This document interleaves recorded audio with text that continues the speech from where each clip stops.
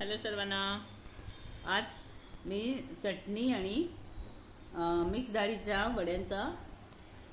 वड्यांचा नाश्ता दाखवते आहे. मिक्स डाळीचे वडे आहेत हे. याच्यामध्ये मी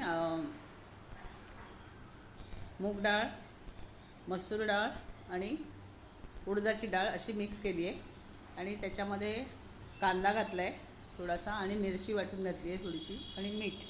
बस हे घेऊन आणि मेन म्हणजे मी रवा घातला आहे याच्यामध्ये, कारण कधीकधी आपल्याला त्याचं टेक्स्चर जे असतं ना ह्या वड्यांच्या पिठाचं ते पातळ होतं, म्हणून मी त्याच्यामध्ये थोडासा रवा घातला आहे आणि तो फिरून घेतला. डाळीबरोबरच, भिजलेल्या डाळीबरोबरच घालायचा रवा. खूप छान होतात, करून बघा.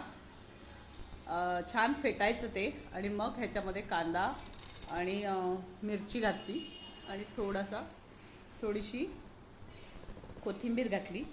असे मी हे वडे केले आहेत तयार. हे पीठ तयार झालं आहे छानपैकी आणि तेल गरम करत ठेवलं आहे.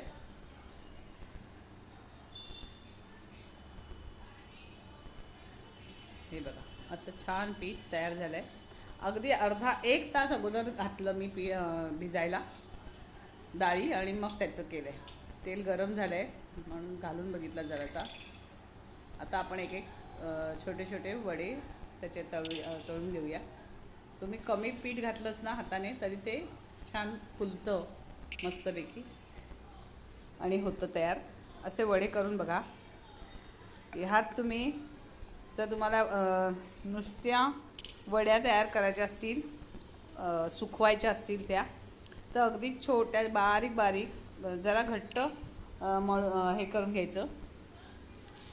ते पीठ जरा घट्ट मिक्सरला लावायचं, घट्ट असायला पाहिजे आणि त्याच्यात मग तिखट, हळद, मीठ, तुम्हाला पाहिजे ते मसाले घालायचे आणि अशा हाताने छोट्या छोट्या वड्या तयार करायच्या आणि त्या आत्ता जर अजून पावसाळा संपला नाही आहे, पण तुम्ही जर नुसतेसुद्धा त्या वड्या पंख्याखाली वाळवल्यात तरी चालेल आणि नंतर जरा चांगलं ऊन आलं की छानपैकी वाळून घ्यायच्या आणि मग त्या आपण आपल्या भाजीत वगैरे घालू शकतो.